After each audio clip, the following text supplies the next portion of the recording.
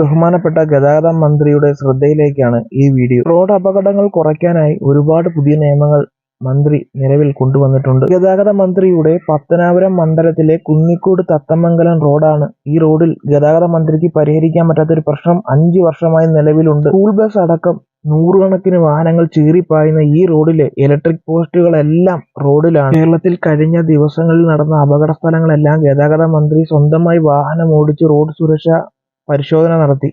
എന്നാൽ ഇലക്ഷൻ സമയത്ത് വോട്ട് ചോദിച്ചു പോയ സ്വന്തം മണ്ഡലത്തിലെ റോഡ് മാത്രം ശ്രദ്ധയിൽപ്പെട്ടില്ല. ഈ റോഡിൽ ഒരു ജീവൻ പൊലിയുന്നതുവരെ കാത്തിരിക്കുകയാണ് ഇതിനെപ്പറ്റി ചർച്ച നടത്താൻ.